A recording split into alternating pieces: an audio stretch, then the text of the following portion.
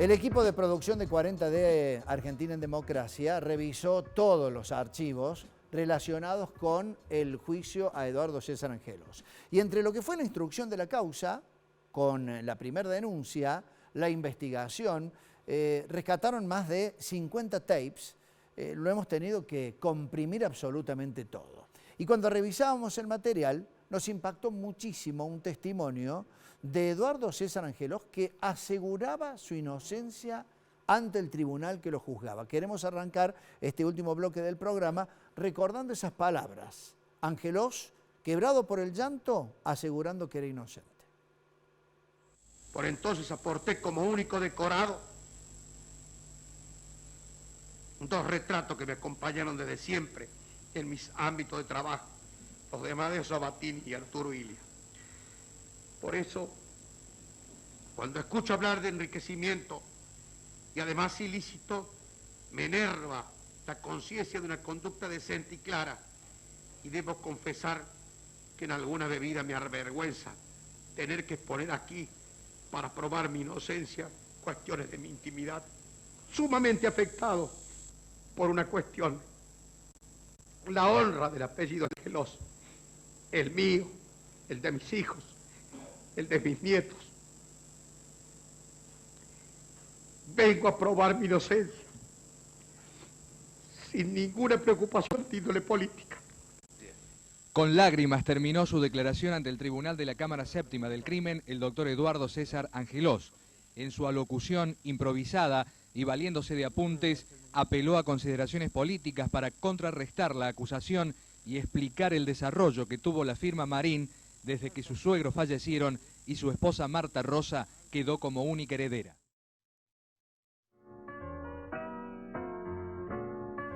Doctor Ferrer, esa observación que hacía Víctor Hugo Murúa, un querido periodista ya fallecido que trabajaba por supuesto aquí en los SRT, en esa voz en off, nos decía que ya Angelos empezaba a buscar algún tipo de justificación para el patrimonio que por un lado se trataba de justificar, venía de la esposa.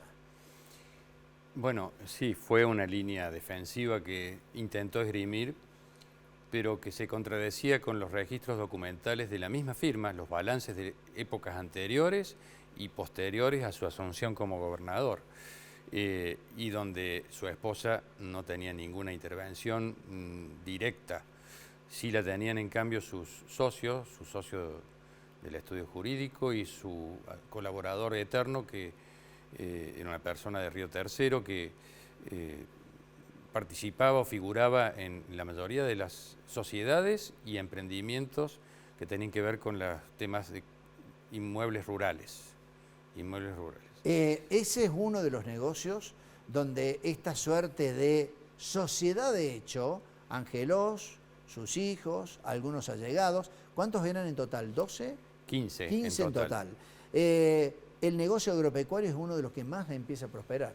Sí, seguramente es al menos el que cronológicamente es el primer tipo de inversiones, emprendimientos en los que se pudo contratar, con el campo muy conocido de Puesto de Luna, que había sido propiedad de una persona que se allegó espontáneamente a la Fiscalía a mi cargo, sucesora de los anteriores dueños, que me dio información que solamente alguien que conocía el campo por haber vivido en él y por haberlo visitado luego, podía aportar información o datos que elocuentemente hablaban del cambio.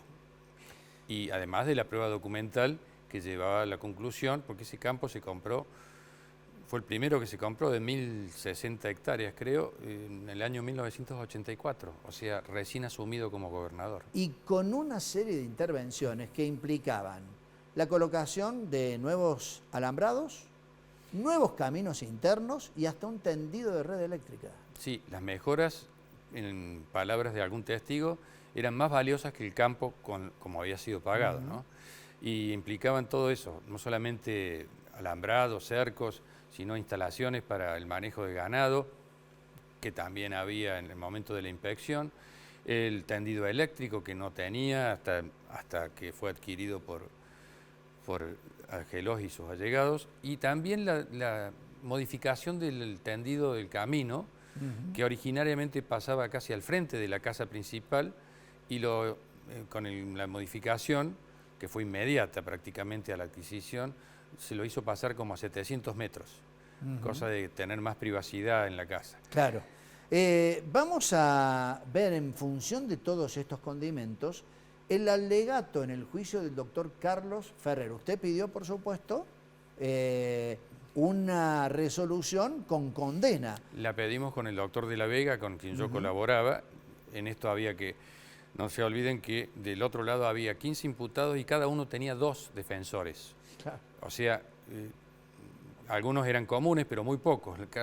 Y no es que tuviesen una estrategia defensiva aislada, cada uno tratando de salvar lo suyo, sino que había visiblemente una actuación armonizada con estrategia para poder responder a la acusación. De este lado estábamos el doctor Jorge de la Vega y yo. Esta es la presentación que hacía el doctor Carlos Ferrer pidiendo, después de las audiencias en el juicio, la condena para Angelos.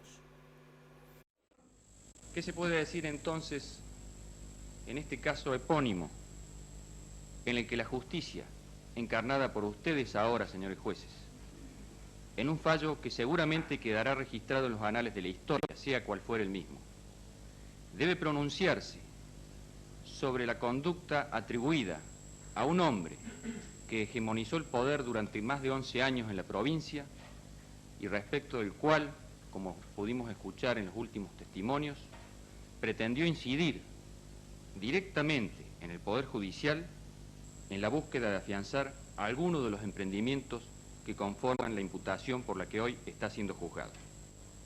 Esperamos confiados que a la hora de decidir escuchen solamente la interioridad de sus conciencias con la más plena seguridad que, como ha venido ocurriendo, estamos siendo observados por la sociedad que espera expectante su fallo.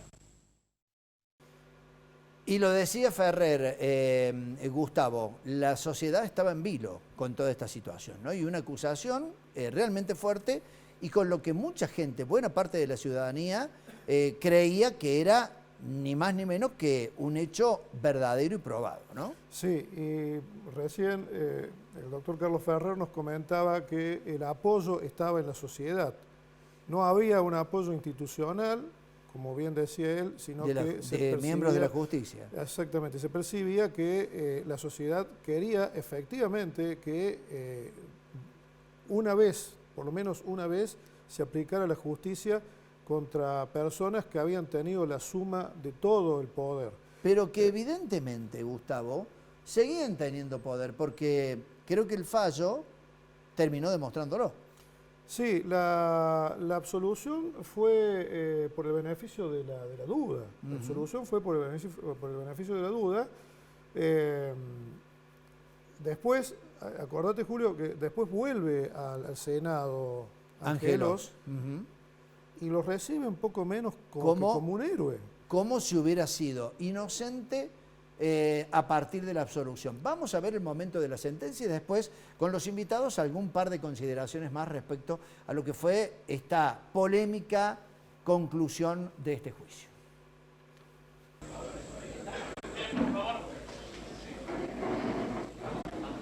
A media mañana, los jueces le ofrecieron a Eduardo Angelos pronunciar sus últimas palabras antes de la sentencia.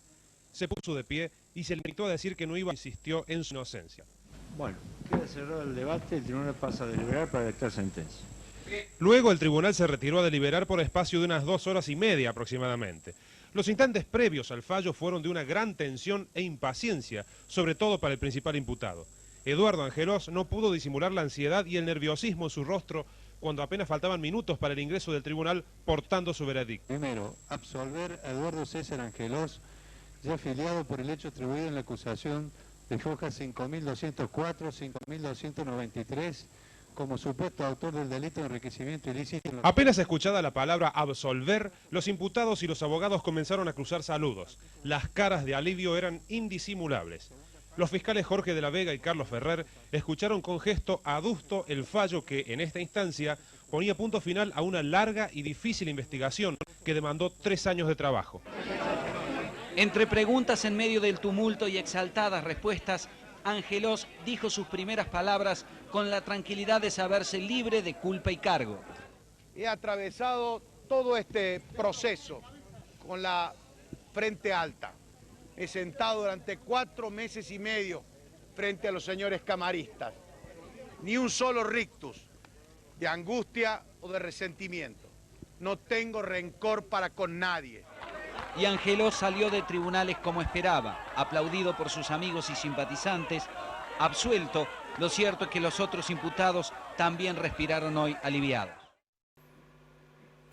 En algún momento Eduardo Angelós dijo: no tengo deuda que cobrar ni deuda que pagar. Doctor Carlos Ferrer, ¿cuál fue su sensación después de esta resolución? Porque usted entendía que había elementos reunidos para una condena. Y si no, no le hubiéramos pedido la condena. La verdad, como en cualquier otro proceso, el rol de la Fiscalía no es el de acusador a ultranza, es el de demostrarle al tribunal que la prueba es suficiente para la resolución que se le pide. Y por supuesto la sentencia, que de algún modo se podía intuir, por la Fiscalía al menos, y teníamos razones para anticiparnos a lo que sabíamos que iba a ocurrir, no dejó de ser una sensación de desazón que, superado la información que es necesaria de los fundamentos del tribunal, interpusimos un recurso de casación que fue mantenido por la Fiscalía General y no prosperó ante el Tribunal Superior de Justicia. Ni siquiera lo tomaron. No. Gustavo, tenías 2 perlas para comentar de esta resolución o del cierre del juicio. Sí, tiene que ver con lo político. Menem se puso más feliz que Angelós por el fallo. Lo felicitó y dijo que había sido una verdadera infamia el proceso que se había llevado a cabo contra el ex gobernador. Eso por un lado.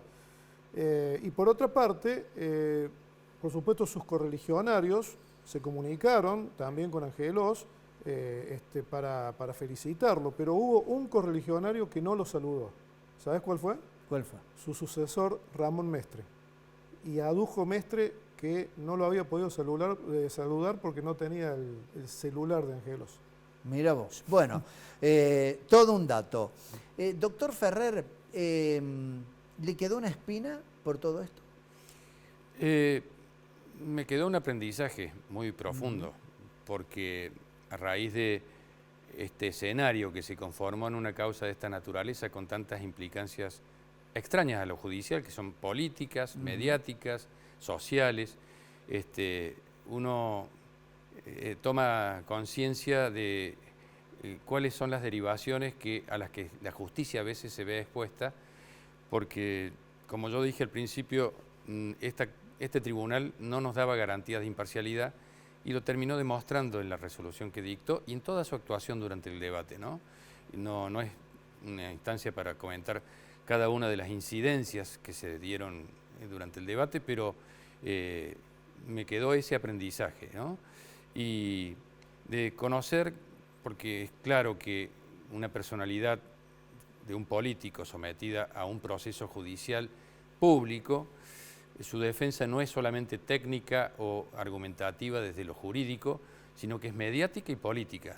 Y todo lo que has comentado acá el amigo Gustavo tiene mucho que ver con eso, y las derivaciones a que dio lugar por parte de los allegados, de Menem o de quien sea, tienen que ver con ese mismo contexto. Por eso, si hay algo que destacar, es que tenemos que tener una justicia independiente de todo eso. Una gran enseñanza, y es lo que siempre la gente reclama en la calle, de la justicia, ¿no? Muchísimas gracias, Carlos Ferrer, ha sido un placer tenerlo aquí en el programa. Como siempre, Gustavo Di Palma también, te agradecemos muchísimo por tu participación. Nos vamos a la última pausa, ya volvemos por el final.